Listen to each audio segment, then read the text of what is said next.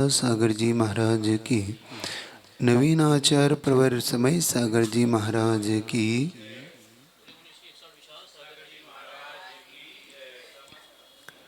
जीवन में जो जैसा बोता है वो वैसा काट लेना है। हम आरोप दूसरों पर लगाते हैं कि सामने वाले ने मेरा अहित किया।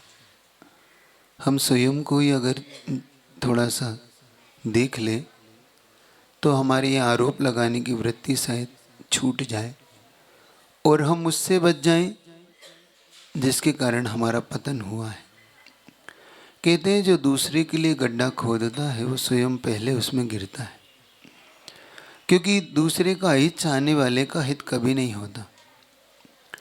जीवन में एक शिक्षा लेके जाना आज कि कभी भी किसी का अहित नहीं करना, चाहे आपका कितना ही अहित हो जाए।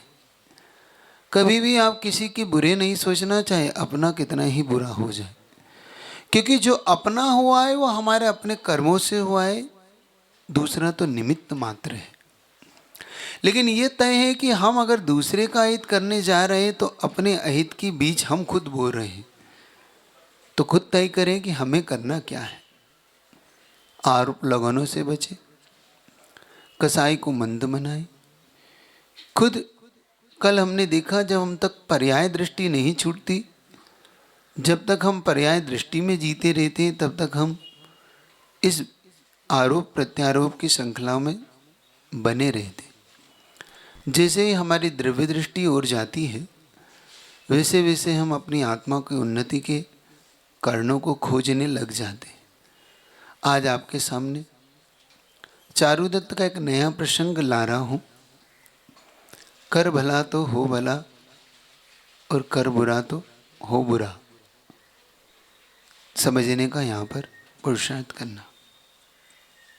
हमने देखा रुद्रदत्त चारुदत्त के जो चाचा काका, जिन्होंने लोभ के वशीभूत होकर ऐसा जघन्य पाप करने का कार्य किया जो किसी के लिए भी शायद अक्षम्य है, फिर भी लोभ पाप का बाप शायद इसीलिए कहा कि लोभ के वशीभूत होकर व्यक्ति वह सब करने को तैयार होता है जिसे नहीं करना चाहिए। उन्होंने उस बकरों की हत्या कर दी, जिसमें से एक बकरा जब मरने लगा उसके अंतिम क्षणों में चारुदत्त ने दया और करुणा के वशीभूत होकर उसे नमोकांत बन देके संलेखना दिलाई, मरण सुधारा और वह स्वधर्म इंद्र में जाकर देव हुआ। स्वधर्म स्वर्ग में जाकर उसने अपने देव पर्याय को पाया। इधर चारुदत्त के सामने एक ही मजबूरी थी कि उस खाल के अंदर जाके बैठना। कहते मजबूर बशर जब होता है उस वक्त की हालत मत पूछो, वह काम भी करना पड़ते हैं जिस काम से नफरत होती है। मजबूरी क्या नहीं करा लेती। चारुदत्त बार बार सोचता था कि मैं यहाँ से भाग जाऊँ, चला जाऊँ, लेकिन नियति को तो कुछ और ही मंजूर था। नियति उससे और कुछ ही चाहती थी, भाग्य उसका कुछ और ही था, प्रारब्ध कुछ उसे और ही कुछ कराना चाहता था। कभी कभी पक्ष में हमारे जब नहीं होता तो हमें सब कुछ करना पड़ जाता है। चारुदत्त के सामने अब एक ही बात थी। रुद्रदत्त ने कहा कि देखो जो हो गया सो हो गया, अब कम से कम प्राण तो मत दो संकट में, तुम मेरे साथ चलो। चारुदत्त ने बहुत रास्ता खोजा, नहीं मिला, तो फिर उसने तय किया कि अब यहाँ से निकलने का जो रास्ता अब यही बचा है। तो उस खाल में जाकर बैठ गया और उस खाल में 6 लोग बैठ गए।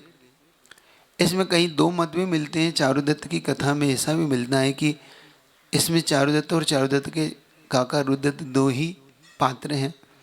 यहाँ पर मुझे 6 का पात्र को मिला, ऐसे करके चारुदत्त मिला के 7 पात्रों का वर्णन मिलता है। क्योंकि परिवहन युग में कुछ चीज़ें भिन्न भिन्न मिलती है, फिर भी हमारे लिए श्रद्धा का विषय बना के रखना ये आस्था का विषय होता है। इसमें आस्था को कमज़ोर नहीं करना। चारों दत्त छः ने छः उस खाल में बैठ गए। भैरूण नाम के पक्षी आए, उन्हें मांस का पिंड समझ के वो अपनी पंजों में भरकर वो लेके उड़ चले। जब उड़ के चले तो मैंने कहा ना, जो जैसा बोता है उसकी वैसी ही दुर्गति होने लग जाती है। चारों दत्त ने हमें करुणा और का अहिंसा का धर्म निभाया। इधर रुद्रदत्त ने जो पाप का बंद कर लिया लोभ के वशीभूत होकर, तो चूंकि कि तुमने किसी को मारा है तो तुम कैसे बच सकते थे। उसी क्षण एक ऐसा पक्षी जिसके मुख में कुछ नहीं था, वो भूख से अपने खाद्य पदार्थ को ढूंढ रहा था, वो भी उसी जाति का, भैरूण जाति का ही पक्षी था, जिसमें रुद्रदत्त बैठा हुआ था। उसी पिंड पर वो झपट पड़ा। देखो दुर्गति कैसे होती है, और पुण्यवान को कौन कहां बचा ले जाता है। जैसे ही उस पे झपटा तो पहले तो उसने चारुदत्त के पिंड पे झपटने का पुरुषार्थ किया। तो चारुदत्त का जो पक्षी था वो दोनों आंखों वाला था, इसलिए वो दोनों अपने उससे लड़ पड़ा और लड़के उसने अपने आप को विजय बना के वहां से निकल चला। लेकिन चूंकि रुद्रदत्त का पक्षी एक आंख वाला था और एक आंख होने के कारण वो युद्ध में उसे जीत नहीं पाया। संयोग की बात थी, जहां से वो गुजर रहे थे वो पिंड समुद्र के ऊपर से गुजर रहा था वो पक्षी, और कहते हैं रुद्रदत्त का वो पिंड जाके तुरंत उस जल में जाके गिरा और वहां पर व्हेल मछली, जो बड़ी बड़ी मछलियां, उनके मुख में जाके समा गया। तुमने किसी की जान ली, तुम्हारी जान बचाना कठिन है। इसीलिए तो कहा था कि कोई कितना ही आपके साथ कुछ भी करे, आप ऐसा अपराध करने का पुरुषार्थ मत करना। लगता है मन में आता है कभी कभी, है ना, कि बदला लेंगे कल, ऐसा लगता है, ऐसा लगता है कि इसने मेरे साथ बुरा किया तो हम भी इसका बुरा करें। आता है कि नहीं आता? आता है आपके मन में? आता है ना? लेकिन थोड़ा सा धैर्य रखो, समय अपने आप सबको सब कुछ दिखा देता है, लेकिन हमारे पास शायद इतना समय नहीं होता है ना, हम इतना धैर्यवान नहीं होते। कोई बात नहीं। इधर चारुदत्त का वह पक्षी लेकर वहाँ पर जब पहुँचा तो उस रत्नदीप पर जाकर उसे पिंड को उतारा, और जैसे उसे खाने के लिए तैयार हुआ तो चारुदत्त को तो पता ही था कि क्या करना है, तो उसने छुरी से उस पिंड को पहले अपने आप को फाड़ा और निकला, तो भैरूण पक्षी वो डर के ओके चला गया। इधर चारुदत्त खोज रहा है अपने इन मित्रों को, तो देखता है कि वहाँ पर नहीं है। बड़ा दुख होता है, कष्ट होता है कि अब क्या करूँ, अकेला ढूंढता रहा। लेकिन जब जिसको जैसा था उसे फल तो मिल ही चुका था। अब जब चारुदत्त यहाँ पर ढूंढ रहा है संयोग से, तो सामने उसे एक जिनालय दिखाई देता है। देखना, भव्य जीव के मन में जब भी अपना प्रभु दिखाई देता है तो कैसा होता है। क्या आपको अपने प्रभु जब दिखाई देते तो क्या ये भाव आपका उमड़ता है? क्या आप जिनालयों में आते हो तो जिनालय में आपको आपका प्रभु, आपका इष्ट जब दिखाई देता है तो आप उनको जब दर्शन करते हो तो क्या किन भावों से करते हो, ये आज आपसे जानना चाहता हूँ। क्या लगता है आपको, आप अपने प्रभु को कैसे देखते हो? क्यों, क्या देखते हो अपने प्रभु में? क्या खोजते हो? मंदिर आते हो तो क्या देखते हो आप भगवान में? क्या दिखाई देता है आपको? क्यों?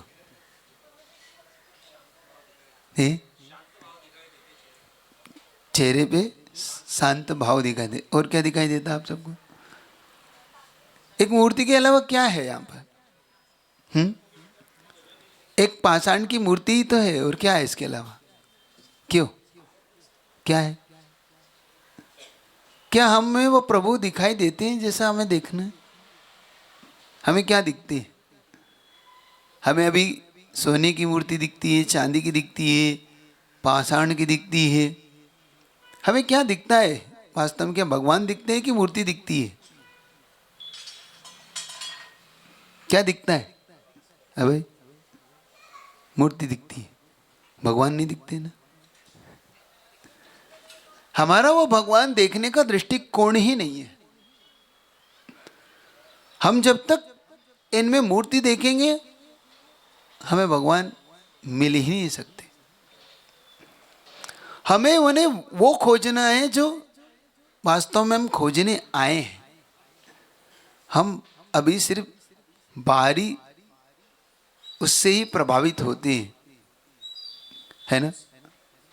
कितनी सुंदर है, कितनी अच्छी नाक है इसकी, कितने अच्छे हाथ हैं इसके, कितने अच्छे पैर हैं इसके, कितनी सफ़ेद है। मतलब अभी हमें सिर्फ मूर्ति नहीं दिखती है, हमें दिखना क्या चाहिए वास्तव में? क्यों मूर्ति दिखना चाहिए कि मूर्तिमान दिखना चाहिए? है? हम खोजने क्या आए हैं, मूर्ति की मूर्तिमान? अभी हमारी खोज पूरी नहीं है, इसका मतलब हम सही डायरेक्शन में नहीं है। हम जिसे खोज रहे हैं वो हमें भी प्राप्तव्य नहीं है, और जो प्राप्तव्य नहीं है तो इसका मतलब ये दर्शन अधूरा है। देखना कहाँ दर्शन अधूरा रह जाता है। हम जिंदगी बीत गई, हमें क्यों नहीं मिलता भगवान? क्यों हम भगवान से अटैच नहीं होते? क्योंकि हम भगवान दिखते ही नहीं है इसलिए अटैच नहीं होते, और हमें देखने का शायद तरीका भी नहीं पता। सीखना चाहते हो आज भगवान को?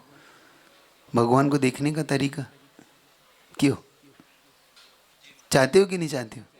चाहते हो कि सिर्फ हम तो इतने ही ठीक है महाराज, ज़्यादा क्या करना, ये भी निपझाए यही बहुत है अभी तो, है ना?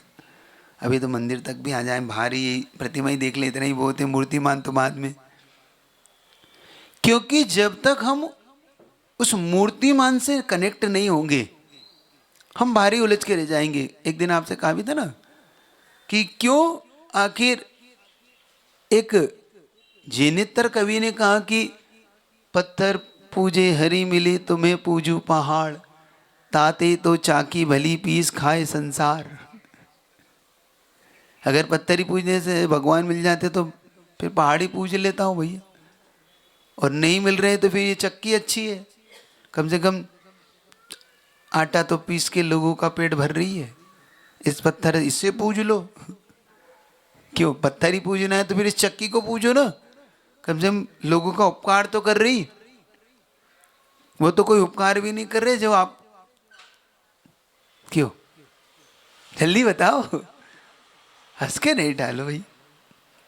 कोई बात तो है जो कहीं ना कहीं हमारी समझ से बाहर जा रही है। क्यों अटैच नहीं होते हम भगवान से?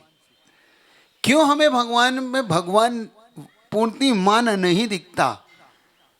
कहाँ चूक हो रही है हमसे? शायद हम अभी तक औपचारिकताएं निभाते आए हैं, एक मुट्ठी चावल लेके, एक थाली में दरवे लेके, एक कलश डाल के हमने शायद भगवान को पाने की इति शरी कर ली। हम उसमें ही खुश हो गए, हमने उसमें ही हमारा सब कुछ मान लिया। अब समझना क्या करना है हमें। प्रभु को देखकर भक्त कैसा पहले गदगद होता है, ये देखो। मैं नहीं कह रहा हूँ ये बात, ये उमा पूज्यपाद स्वामी कहते हैं ईरिया पद भक्ति में, वाणिम गदगदमयम नेत्रद्वयम श्रावयन।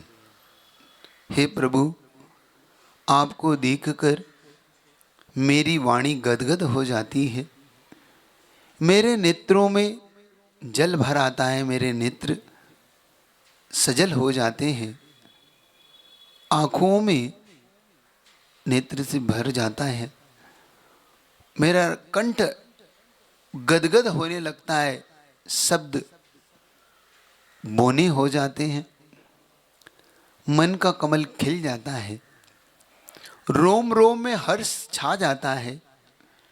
कभी देखा आपका, कभी ऐसा होता है, कोई आपके साथ ऐसा हुआ कभी कि आपके जिनसे आपका बहुत प्रेम हो, स्नेह हो, अटैच हो, तो कभी आपके साथ ऐसा घटित होता है जो बहुत वर्षों के बाद आप मिलते हैं तो नेत गीले हो गए हो, कंठ बोल नहीं पा रहा हो, रोम रोम एकदम से उठ खड़े होते हैं, मन प्रसन्न खिल रहा है, आंखें कुछ बोल रही हैं, कान कुछ सुनने को तड़प रहा है, नेत्र उसे सूंघने को चाहता है, मुख उसके बारे में कुछ शब्द कहना चाहता है, लेकिन कुछ नहीं हो पा रहा, सिर्फ देख रहे हैं। कभी ऐसा होता है आपके बीच?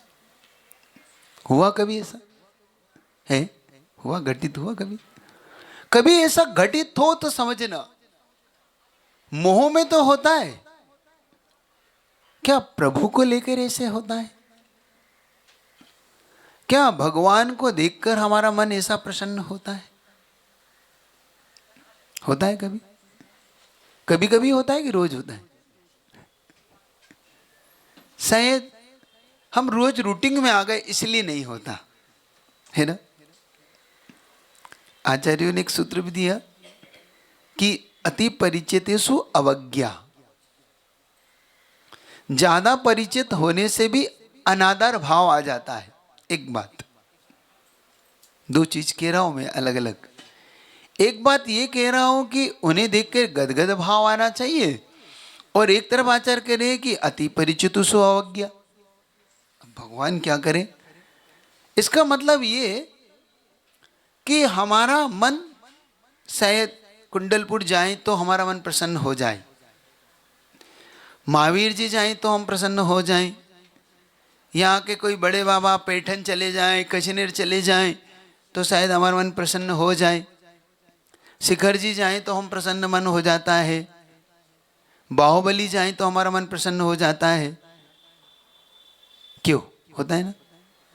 लेकिन यही भगवान शायद हमारे जिनालय में है तो हमारा मन प्रसन्न उतना नहीं होता जितना होना चाहिए। ये भी बात उतनी सच है कि नहीं? सच, सच है ना। तो कहां पे मिस्टेक हो रही है?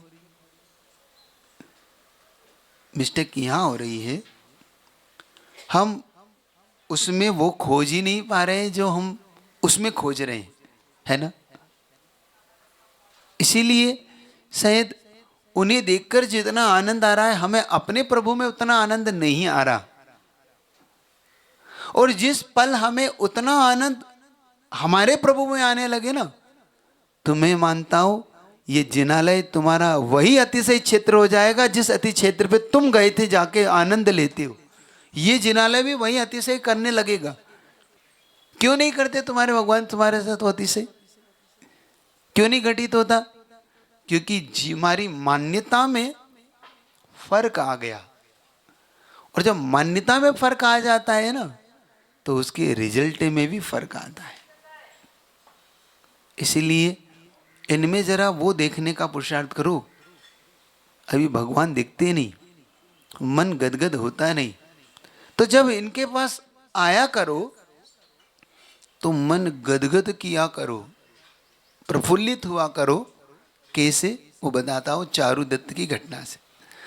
चारुदत्त ने जैसे ही जिनालय देखा, और वो जिनालय देखते ही इतना प्रफुल्लित हुआ जैसे किसी अंधे को नेत्र मिल जाए तो कैसा प्रफुल्लित होता है, किसी दरिद्र को कोई अपार राशि मिल जाए, धन राशि, तो कैसा प्रसन्न होता है, किसी बहुत दिन से भूखे व्यक्ति को जब सटर से व्यंजन मिलता है तो कैसा प्रसन्न होता है। वैसा ही प्रसन्न आज चारुदत्त हो रहा था, अपने भाग्य को सराह रहा था। हे प्रभु, कितने दिनों बाद आपके दर्शन हुए हैं, मैं कितना आपको देखने के लिए तरस गया। वो जाता है, जिनालय रत्नों से खचित है, वह जिनालय देखते ही उसका मन प्रफुल्लित होता है। जैसे जैसे आगे बढ़ता है, अंदर जाके प्रभु के दर्शन करता है। और ऐसे नहीं करता जैसे आप करते हो। आप क्या करते हो? भगवान देखते हो कि क्या देखते हो? समझ में नहीं आता मुझे, है ना। अर्घ हाथ में है और कौन आ रहा है? उदक चंदन तंदुल। ऐसे ही कुछ करते हो? क्या करते हो? ऐसे ऐसे ही होता है ना। आप समझ में नहीं आता कि दर्शन करने आए हो या सामाजिक व्यवस्था देखने आए हो, क्या करने आए हो? ऐसे ही करते हो ना। और अर्घ भी चढ़ा के कब चले गए आपको ही पता नहीं पड़ा।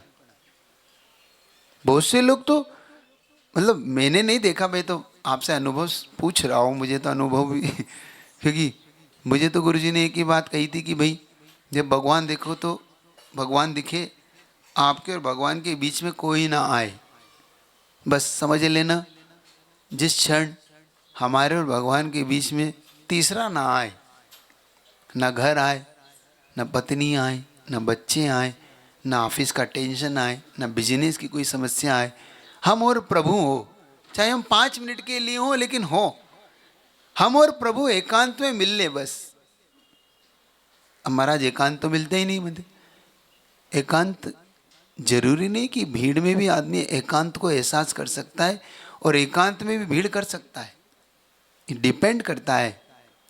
हम जरूरी नहीं कि हम बोले भाई सब निकल जाओ मंदिर में, मैं अकेले में भगवान से मिलना चाहता हूँ। नहीं, आप अकेले भीड़ में भी आप भगवान से मिल सकते हो और आप शायद अकेले में भी भीड़ कर सकते हो। डिपेंड करता है, हम पे डिपेंड करता है कि हम किन भावनाओं से भरे हुए हैं। जिनालय देखना चाहते हो तो कभी मत देखो, क्योंकि बड़ी मुश्किल से तो हम जिनालय आ पाए हैं, बड़ी मुश्किल से तो हम प्रभु के निकट पहुंच पाए 5 मिनट के लिए ही सही, लेकिन प्रभु और हमारे बीच में कोई नहीं होगा। ये शर्त लगा के निकलो घर से कि आज चाहे मैं 2 मिनट के लिए प्रभु से मिलूंगा, लेकिन प्रभु को देखूं, वह मूर्ति में मूर्तिवान खोजूंगा, वह द्रव्य गुण पर्याय से प्रभु को देखूंगा। कभी देखा? कभी द्रव्य से, कभी गुण से, कभी पर्याय से प्रभु को देखो। हम सिर्फ बाहरी स्वरूप में न उलझे, इसलिए कह रहा हूं, इस जिनालय में आकर बड़ी कठिनाई से आप आए हो। मंदिर तक बड़ी कठिनाई से पहुंचता है, याद रखना। जिन लोगों को लग रहा है कि हम तो इस सोसाइटी में ऊपर रहते हैं, हमें तो भगवान यूं सहज उपलब्ध है, ऐसा अभिमान मत करना। बरसों तरस जाओगे भगवान के दर्शन को, रियल कह रहा हूं। ये अभिमान मत करना, बल्कि ये कहना उपकार है आपका कि मैं यहां, मुझे आपने आश्रय दिया है, शरण दी है। जिनको भगवान सहज मिल गए हैं, वो क्या कहना है उनको? आपका उपकार दिन में एक बार मान लेना। किसी से अभिमान भर के ये मत कह देना तुम तो कहाँ रहे, तो मैं देखो मैं मंदिर में मिलता है मुझे मंदिर, ये मत कह देना, वरना बहुत जल्दी मंदिर छूट जाएगा। ये मेरा अपना खुद का प्रैक्टिकल किया बता रहा हूं। और जिनको अभी तक नहीं मिला है, वो शरण मांगना आके कि भगवान, हो सकता है मैंने कभी अभिमान में भर के ये कह दिया हो, तो आज क्षमा कर दो, बस अब शरण ले लो, कभी ऐसी गलती नहीं करूँ। बस आपके निकट बुला लो, आपके निकट ही रहने की मेरी कोई व्यवस्था बना दो, मुझे बस शरण ले लो आपकी। हो सकता है मेरे से ऐसी गलती हो गई हो, स्वीकार करो, क्योंकि बिना स्वीकार किए तो आपको रास्ता नहीं मिलेगा। और ये हर सूत्र में लगा लेना। मैं आपको एक सा सूत्र दे रहा हूं, जहां पे भी आपको जब भी कोई ऐसा महसूस होने लगे कि भाई मेरे अभिमान के कारण ये चीज मुझसे छूटी है, तो समझ लेना कि मुझे क्या करना है। समझ में आ रहा है? आपको चाबी भी दे रहा हूं, ताला भी दे रहा हूं। वही चाबी है, यही ताला है। वो खोलने का तरीका हर ताले का यही चाबी है, मास्टर की है। आपको जब भी लगे घर में कुछ हुआ है, बस समझ लो कि कोई गड़बड़ आई है मन में, सामने वाला है मेरे, आपको लगे कि भाई नौकरी में कुछ गड़बड़ हो रही है, समझ लेना मेरे मेरे मन में कोई चीज़ हुई है, घटना घटी है। खुद पकड़ोगे 2-4 महीने के अंदर घटना आपको हाल आई है, फिर आपको खुद को लगेगा कि हाँ भाई गड़बड़ हुआ है। यहाँ तक कि कभी कभी अभिमान में अच्छे से अच्छा भोजन बनाने वाले का भोजन भी सबसे खराब बनता है अभिमान में, जब उसके मन में अभिमान आता है तो देख लेना तुम्हारी रोटी उसी दिन चलेगी जिस दिन तुम्हारा खास मेहमान आएगा। सबसे अच्छी रोटी बनाने वाले की भी रोटी उसी दिन जलती है, उसी दिन उसकी सब्जी बिगड़ती है, उसी दिन उसकी दाल बिगड़ती है, क्योंकि उसका अभिमान उसे ले डूबता है। मेरे जैसा भोजन कुक कौन हो सकता है? और उसी दिन कहता है कि भाई आज ही बिगड़ी है। वो कहता, मेहमान पूछता क्या है आज क्या करा, सॉरी आज ही मेरे से बिगड़ा है, बाकी तो रोज अच्छा बनता है। क्या ले डूबी तुम्हारे? अभिमान। बात आ रही सोच। आधी पैसे की कमी पड़ेगी जिस दिन तुम्हें सबसे ज्यादा जरूरत हो। बता रहा हूं, अगर धन है और धन का अभिमान जिन्हें हो जाता है, उसी दिन उनकी बेइज्जती होती है जिस दिन वो सबसे ज्यादा जरूरत होती है। रियल में उसी दिन उनकी जेब उसी दिन कटती है और उसी दिन बेइज्जती होती है। वो कहता आज ही इसकी जेब कटना थी, आज ही बेइज्जती होना थी। यूं सारे संसार में उसकी इज्जत है और उसी दिन उसका अभिमान बढ़ता, उसी दिन उसकी जेब कटती है या फिर उसके पास पैसा नहीं होता उसी दिन। वो कहता सॉरी आज नहीं है। क्यों करा आपने अभिमान? बात आपको पकड़ में आ रही नहीं आ रही? हर चीज की एक ही चाबी है, सॉरी। मांगिए माफी, करिए, मत करिए पैसे को भी। जो लोग पैसे की भी मिसयूज करते हैं ना, पैसे को भी, हाँ यूं पानी फेंकते, पानी भी नहीं मिलता। भोजन को फेंकेंगे, भोजन नहीं मिलता। पानी को पानी नहीं मिलता। पैसे को फेंको, पैसा नहीं मिलता। व्यक्ति का अपमान करो, व्यक्ति नहीं मिलता। हर चीज में कह रहा हूं। और भगवान के साथ करोगे तो भगवान नहीं मिलता। ये लिख के रखना अपने साथ, ये सूत्र है और मेरा नहीं है, पूर्वाचार्यों का है। बस मैं तो आपको उसको नए ढंग से बता रहा हूं। खोज लेना, आपको सब मिलेगा ये चीज। अभिमानी को कुछ नहीं मिलता, बल्कि जब नम्र वृत्ति होती है, नीच वृत्तेर, उन्होंने कहा नम्रता लाइए और अनुच्छेद को उद्दंड का त्याग करिए। दो चीज जबरदस्त कही उन्होंने तत्वार्थ सूत्र में। नम्र वृत्ति, नीच वृत्तेर यानी नम्र होइए, और अनुच्छेद को उदंडता का त्याग कर दीजिए। उदंड मत होइए। उदंडी व्यक्ति को कुछ नहीं मिलता। आप कितने ही कैपेबल हो, क्वालिटी मैन हो, आपके पास सब कुछ हो, फिर भी आप अभिमान ना करें, क्योंकि वक्त बदलते ही व्यक्ति बदल जाते। सब कुछ बदल जाता है आपके हाथ से। तो समझने का यहाँ पर आप अच्छी तरीके से पुरुषार्थ करना, तब आपको समझ में आएगी बात। तो भगवान से मिलने के लिए थोड़ा सा स्वाभिमान के साथ तो जाओ, अभिमान के साथ मत जाओ। ये तो कहो कि प्रभु, और मैं नहीं कह रहा हूं, अच्छा ये बात उन्होंने कैसे कही, बात बता देता हूं, मैं नहीं कह रहा क्या कहा उन्होंने। लेकिन यहां से मैं नहीं, आचार्य की बात समझ। चत्तारी मंगल, अरिहंत मंगल, सिद्ध मंगल, सौमंगल। सबसे पहले यहां से तुम्हें विनम्र बनाया उन्होंने। कहो मांगलिक आप हो, मेरा मंगल कौन करेगा? आप करोगे। यहां से मंगल होता है ना। देखना आपको कैसे नम्र वृत्ति में लाते हैं आचार्य परमेष्ठी। फिर कह दो, कहो आप ही उत्तम हो। मैं उत्तम नहीं हूं, कौन हो? आप उत्तम हो। कहो प्रभु चत्तारी मंगल, चत्तारी उत्तम हो। बोलो, अरिहंत, सिद्ध, साहु, केली पड़तो, लोक उत्तम। लोक में आप ही उत्तम हो, लोक में आप ही मंगल हो। फिर कहो, थोड़ा सा और गर्दन झुकाओ। देखो अभी आपके ट्रेंगल बना रहे हैं, पहले आप थोड़ा सा झुके, और झुको। अब देखो शरण आप ही हो, कोई शरण नहीं है, आप ही शरण भूत हो। देखो तीनों चीज खिलवाई आपसे, यही यहीं से, और यहीं से शुरुआत है। नमोकार मंत्र पढ़ो, 47 दंडक पढ़ो, उसके फल को पढ़ो, फिर अब प्रवेश करो, अब प्रभु से मिलो, अब होगा आपका प्रभु से मिलन। जब आप शरणभूत हो गए, आपने उनकी शरण मान ली, आपने उन्हें अपने मंगल मान लिया, आपने उन्हें उत्तम मान लिया, और जिस व्यक्ति को हम मांगलिक मान लेते हैं, उत्तम मान लेते हैं और शरणभूत मान लेते हैं, क्या उसके प्रति फिर हमारा अविश्वास रह जाता है?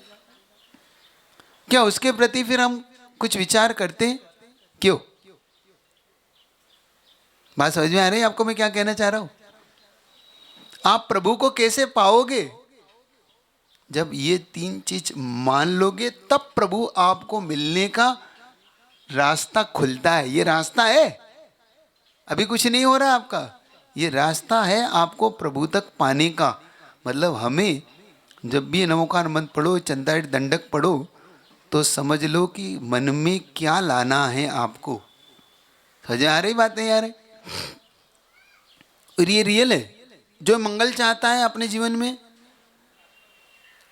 अशरणभूत से शरणभूत बनना चाहता है, चाहता है कि उत्तम मेरा हो, मुझे उत्तम से उत्तम पदार्थ की प्राप्ति हो, तो ये तीन चीज कभी मत भूलना।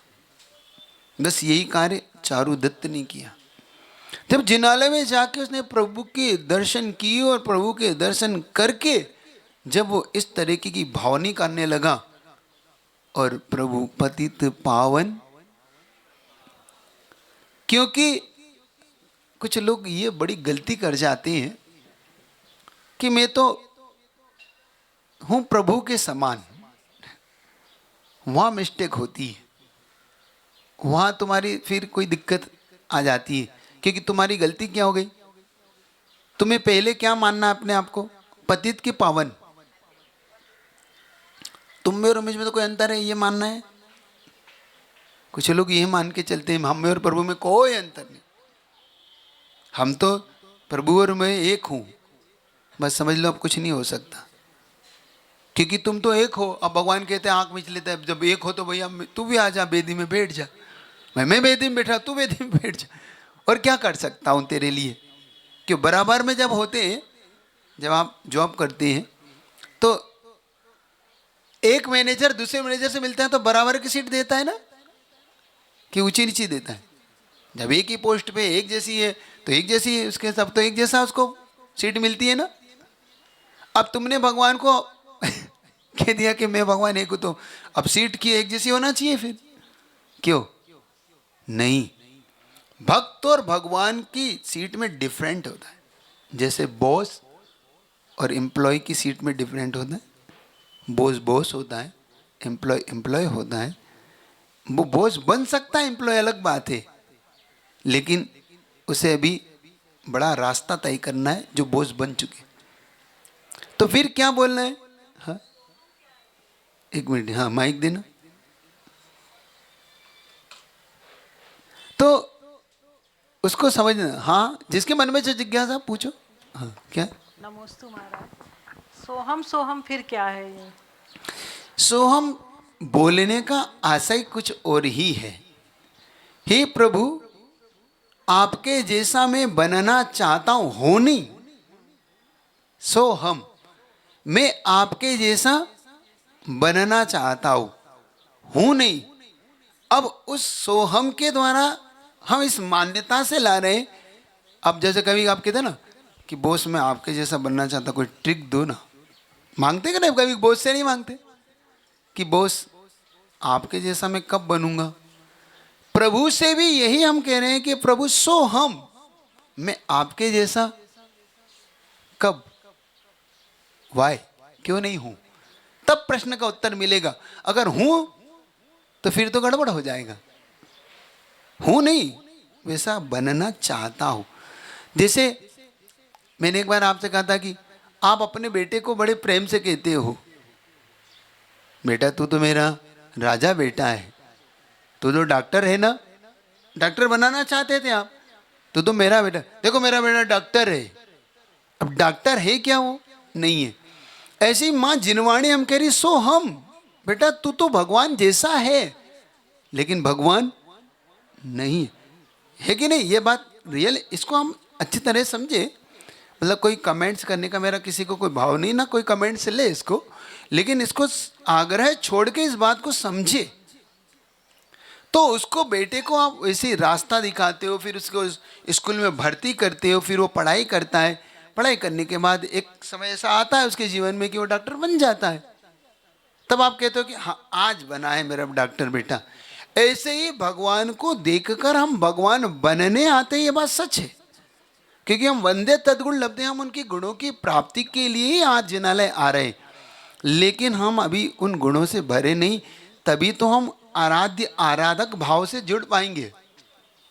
वरना अगर मैं भी आराधक ही आराध्य हूं और वो भी आराध्य है, तो फिर मेरा उनमें अंतर क्या है? फिर पूजा कौन किसकी करेगा? जबकि हम में आराध्य आराधक भाव है कि नहीं? समझ रहे हो कि नहीं? भक्त और भगवान का संबंध है कि हमारा में भक्त भगवान भगवान का संबंध है? हम किस संबंध से भगवान मंदिर आए हैं? भक्त और भगवान के संबंध से आए कि भगवान भगवान के संबंध से आए हैं? जब भक्त और भगवान के संबंध से हम जिनालय आए हैं, क्योंकि एक भगवान दूसरे भगवान से नहीं मिलता, ये सिद्धांत है। एक तीर्थंकर दूसरे तीर्थंकर से मिलता है, एक नारायण दूसरे नारायण से, एक चक्रवर्ती दूसरे एक चक्रवर्ती से। तो फिर एक भगवान दूसरे भगवान से मिलने का को आया है यहाँ पे?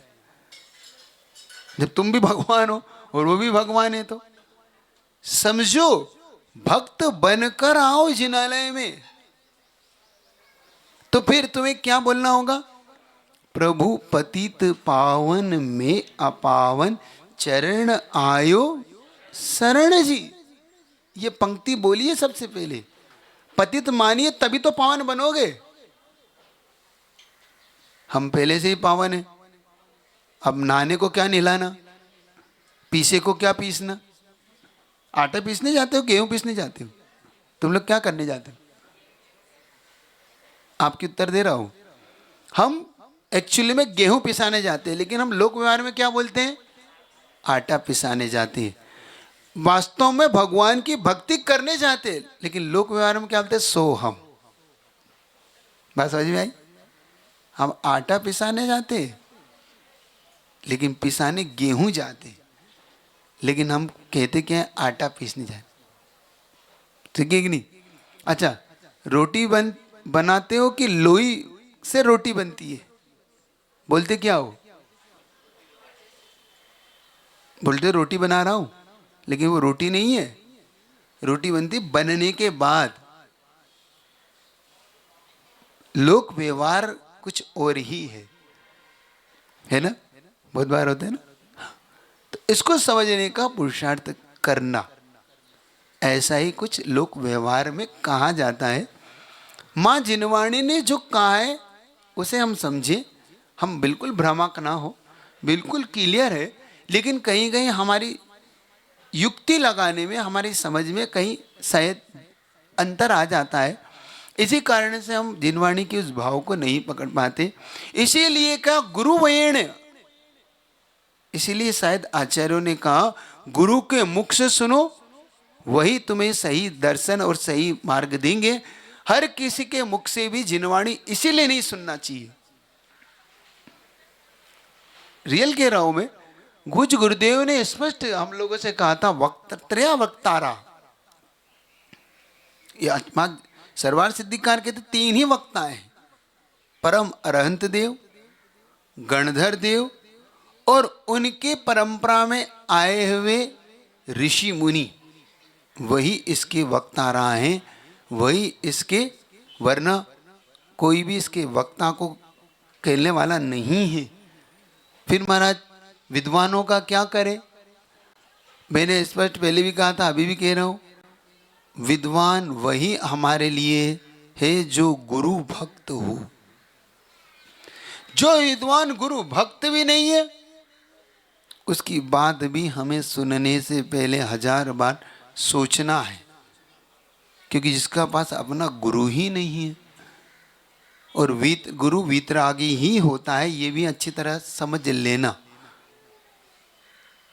हाँ, हमने तो हाँ कपड़े वाले गुरु बना लिया तो नहीं चलेगा यहाँ पे।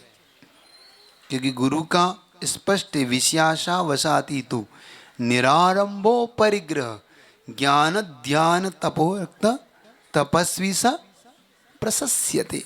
ये स्पष्ट परिभाषा आचार्य संबंध बद्ध स्वामी की दी हुई है गुरु की। अब आप कुछ भी बना लो तो मैं आपका, क्योंकि भाई किसी को मैं रोक तो नहीं सकता, क्योंकि कभी कभी होता खाता ना भाई हम जो कहे सब सही, तो वो मैं उसके लिए तो मैं किसी को क्या कहूँ, आप सही हो तो समझ में आप पुरुषार्थ करेंगे। आगे कथा को बढ़ा रहा हूँ। तो चारुदत्त ने जिनालय में जाके सबसे पहले दर्शन किए, प्रभु की 3 परिक्रमा दी। कभी भी जिनालय में दर्शन करो तो ऐसे ही करना, 3 परिक्रमा दो। और परिक्रमा क्यों देना, तो परिक्रमा करके देसा भावना भाना, हे प्रभु जैसे आपने मन वचन काय से 3, रत्नत्रय सम्यक दर्शन ज्ञान चारित्र से 3, आपने इस 3 लोक के ऊपर जाके जो विराजमान होने का जो ये पद पाया है, बस इसी भावना से मैं भी मेरे रत्नत्रय की प्राप्ति हो, मुझे भी कर्मों का नाश होके मैं भी आप तक सिद्धों तक पहुंच जाऊं, मुझे भी वो पदवी प्राप्त हो जाए, मेरा भी कर्मों का क्षय हो जाए। इस भावना से आपको मैं स्वीकार करता हूँ। तुम प्रभु का प्रगान करा करो, रोज गुरु का तो कर नहीं पाते, कभी प्रभु का ही रोज किया करो प्रगान। ये प्रगान है तुम्हारा प्रभु को साथ ले जाने का। अब कहो चलो, अब कहो चलो, आपका प्रगान हो गया भगवान, तब जाएंगे तुम्हारे साथ। ले जाने का युक्ति बता रहा हूँ, प्रभु को घर ले जाओ, प्रगान तो करो, लेकिन तो परिक्रमा दो, तो 3 परिक्रमा दो, प्रभु पवित्र बात बोलो। अब प्रभु की ओर मुख पे दृष्टि लगाओ, दृष्टि नासा पे धरे। अब देखो भगवान को गदगद भाव।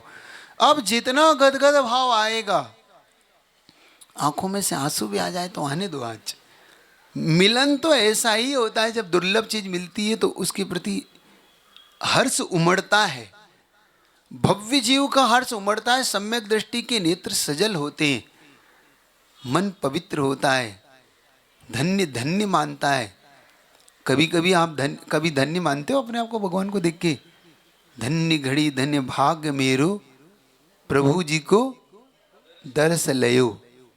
आज मैंने प्रभु जी का ऐसा दर्श पा लिया। क्या ऐसा भाव, क्या ऐसा मन में हमारे आता है या नहीं आता है? क्यों आता है आपके? नेत्र सजल होते हैं या नहीं होते? तो बस समझ लो कि अब प्रभु मुझे मिलने वाले हैं। फिर उनके गुणों पे दृष्टि लाओ। अब समझ रहे हो? वहां पर सिर्फ मूर्ति मत देखो, उस मूर्ति में मूर्ति मान की खोज करो। ये बात सच है कि प्रथम दृष्टि में तो मूर्ति दिखती है, उसका आकार प्रकार ही दिखता है। अब उसमें उनके गुणों की खोज करो। वीतराग मुद्रा देखो, भगवान कैसे राग द्वेष से रहित हुए हैं। प्रभु ने कैसे राग द्वेष से अपने आप को दूर बना के अपने आप को कितना ऊपर उठा लिया। अब खोजो, तब तुम्हें वो मिलेगा जो गुण मूर्ति मान जो चाहते हो। जब चारुदत्त ने मूर्ति मान के दर्शन किए, नेत्र सजल हुए, भव्य जीव, तभी उन्हें एक मुनि महाराज के दर्शन हुए जिनका नाम अमित गति था। अमित गति नाम के वो मुनि महाराज का जैसे ही दर्शन करता है तो उनके दर्शन कैसे करते हैं? गुरु के दर्शन आप कैसे कहते हैं? कभी करते हो कि नहीं? करना। देखो वहां पे वो कैसे करते हैं प्रभु के दर्शन, गुरु के दर्शन कैसे करते हैं? 3 परिक्रमा दी सिर नायो, करथु पूजा थुति कीनी, साधु समीप विनय कर बैठ्यो, चरणन में दिठी दीनी। कभी पढ़ना है? 12 भावना है, वैराग्य भावना का है, पंक्ति है ये, कि कभी भी गुरु के दर्शन करो तो 3 परिक्रमा दो, अगर वहाँ स्थान हो तो। फिर स्तुति करो, धन्य घड़ी धन्य भाग्य मेरा कि मैंने आज गुरु के दर्शन किए। शायद हमारे इतने दरिद्र हैं हम शब्दों में भी, हाथों में तो है ही, हाथों में तो वो है ही नहीं जो होना चाहिए है। मैं जब तुम्हारे हाथों का देखता हूँ तो देखता हूँ कि उसमें 4 द्रव्य भी नहीं होती इसमें, और ऐसा हाथ फैलाते हो। मैं कहता हूँ 4 दाने भी ना गिर जाए भाई, संभल के थोड़ा है। अच्छे द्रव्य हो, बढ़िया हो, भाव हो, फिर भावों से भर के कुछ अच्छे वचन हो। वचनों में भी फीकापन है, वचन भी नहीं है गुरु के लिए हमारे पास है अच्छी बड़ा। गुरु को नहीं चाहिए, मुझे कोई फर्क नहीं पड़ता ना, मेरे गुरुदेव को ही फर्क पड़ेगा, लेकिन इससे आपका उद्धार होने वाला है, आपको फर्क पड़ता है। तो अच्छे वचनों से दर्शन करो, अर्घ चढ़ाओ। तो उसने सबसे पहले गुरु के भव्य दर्शन किए, अमित गति मुनि महाराज। और अचानक उनकी वाणी खिर उठी, क्यों चारुदत्त, ठीक हो? वो आश्चर्यचकित रह गया कि इन्होंने मुझे कैसे पहचाना, मैं तो इनके पहली बार दर्शन कर रहा हूँ, और इन्होंने मुझे कैसे पहचान लिया, और चारुदत्त नाम लेके बोल रहे हैं और पूछ रहे हैं। वो आश्चर्यचकित प्रश्न भरे चिन्ह से उन्हें देखता है। तो अमित गति महाराज कहते, शायद तुम मुझे नहीं पहचाने। देखो, एक मुनि भी एक श्रावक के उपकार को भूलता नहीं है, क्योंकि चारुदत्त का इन पे उपकार था। अब आपको ला रहा हूँ कहाँ उपकार किया था चारुदत्त ने। आपको याद है जब चारुदत्त 12-13 साल का, 14 साल का हुआ था, जब ये घूमने निकला था, तब एक विद्याधर को इसने कीलित होकर छुड़ाया था, जाने वृक्ष पर टंगा हुआ था। ये वही अमित गति विद्याधर हैं जिनको उस विद्याधर को कीलित किया था दूसरे विद्याधर ने इनकी पत्नी को पाने के लिए। अब याद आ गया, याद आ गया ना? हाँ, ये वही विद्याधर है जो अमित गति ने चारुदत्त इनको मुक्त किया था, और उन्होंने कहा था कि चारुदत्त, मैं तेरा उपकार कभी नहीं भूलूंगा।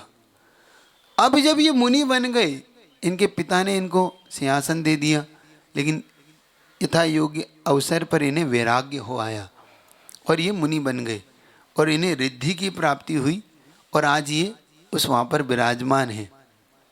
तो चारुदत्त के, चारुदत्त तेरा उपकार है मुझ पर, और अपना पूरा परिचय देते हैं कि मैं, तूने मुझ पर कब उपकार किया था विद्याधर पर्याय में। चारुदत्त फिर भी नम्रीभूत होकर कहता है, नहीं भगवान, आप मेरे ज्येष्ठ हैं, गुरु हैं, मेरा तो ये कर्तव्य था, मैं तो आज धन्य हुआ कि मेरा कुछ करना आज मुनि को देखना वाला हो गया। उसी क्षण एक और व्यक्ति आता है। वो व्यक्ति कौन था? वो बकरे का जीव जो स्वधर्म स्वर्ग में जाकर देव बनता है। वह जब उसका जन्म स्वधर्म इंद्र बनता है तो वो देखता है कि मैं किस पर्याय से आया हूँ। तो देखता है कि बकरे की पर्याय में मैं तड़प तड़प कर मर रहा था, तब मुझे उस चारुदत्त ने नमोकार मंत्र दिया, और उसी के कारण आज मैं स्वधर्म में देव हुआ हूँ। तो अपने उपकारी के दर्शन मुझे सबसे पहले करना चाहिए।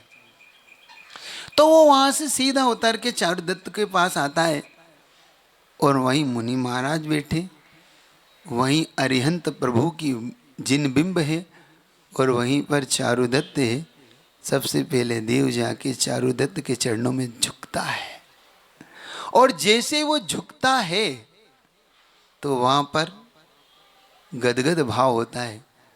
उसी क्षण जो मुनि महाराज अमित गति थे, इनके 2 पुत्र थे, सिंहग्रीव और एक अमित दत्त करके, ये दोनों वहाँ पर दर्शन करने आते हैं।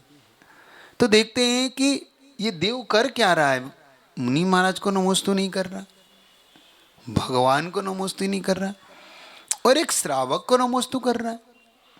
तो वो कहते हैं, क्यों देव, तुम्हारे यहाँ पर स्वर्गों में देवों में विवेक नहीं होता क्या? पूछता है, क्यों, ऐसा क्यों कहा आपने? आपके यहाँ पर छोटे और बड़े को कोई भेद नहीं सिखाया जाता? सबसे पहले प्रभु हैं, उन्हें नमोस्तु की जाती है, गुरु को नमोस्तु की जाती है, फिर किसी श्रावक को। आपका तो अविवेक है, लगता है देव लोग अविवेकी होते हैं। तो देव कहना है, सुनो महोदय, हमारे स्वर्ग में भी विवेक है, लेकिन हमारे स्वर्ग में विवेक के साथ साथ उपकारी को नहीं भूला जाता। जिसने मुझे इस देव पर्याय तक ला गया है, वह उपकारी ना तुम्हारा गुरु है ना प्रभु है, वह उपकारी मेरा चारु दत्त है, जिसके उपकार से मैं देव बना हूं। सुन रहे हैं आप लोग?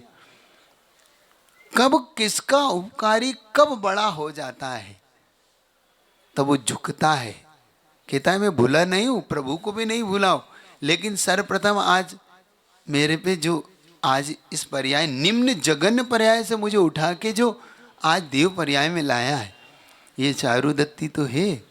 चारुदत्त के नहीं नहीं ऐसा नहीं करो, क्योंकि ऐसा करोगे तो मुझे लूला लगना होना पड़ेगा। चारुदत्त क्या कह रहा है? क्यों? होन्ते लुल्ल मूला, ये भूलना नहीं। जहाँ बड़े हों वहाँ छोटे को नमस्कार नहीं किया जाता, पहले श्रेष्ठ को नमस्कार किया जाता है ना? कभी कभी हो जाता है, उपकारी को तो उपकार मान लिया, लेकिन अब फिर क्रम से आइए, क्रम को मत भूलिए। तो वहाँ चारुदत्त सिखाता है उसे, ऐसा नहीं करो, गुरु को प्रभु को करो, गुरु को करो, बाद में मंदिर के बाहर में मिलूंगा तुमसे, फिर मुझसे करना जो कुछ करना है। फिर पूछता है कि तुम कौन हो? तो बताता है चारुदत्त, मैं आपका उपकारी हूँ, ऋणी हूँ, आपने मुझे नमोकार मंत्र दिया था, मैं वही हूँ जो सोदर में जाकर देव हुआ हूँ। यहाँ पर बहुत अच्छा प्रसंग है, आपका समय आज हो रहा है इसलिए इस प्रसंग को यहीं छोड़ रहा हूँ। कल बहुत अच्छा प्रसंग है, क्या चारुदत्त यहाँ से क्या अपना जीवन करता है, क्या उसे क्या क्या प्राप्ति होती है, और उस प्राप्तव्य में उसे कितने वर्ष की जो सीमा थी वो समाप्त हो रही है, क्योंकि वो अपनी पत्नी से कह के आया था 24 वर्ष का, और नहीं आऊँ तो पत्नी ने क्या कहा था, मैं दीक्षा ले लूँगी, और एक फूल दे के आया था कि अगर मुरझा जाए तो समझ लेना कि अब चारुदत्त नहीं आने वाला। ये भी उसका वादा था, है ना? तो कल इसको आगे बढ़ाऊंगा, घटना बड़ी अच्छी है, तो समय पे आप आइएगा, ठीक है? थोड़ा समय का ध्यान रख लें, वैसे तो आज समय से आ ही रहे, तो अपना जल्दी आज हो गया, इतने रखता हूँ। बोलिए आचार्य परमेश्वर गुरुदेव विद्यासागर जी महाराज की। अब अक्षय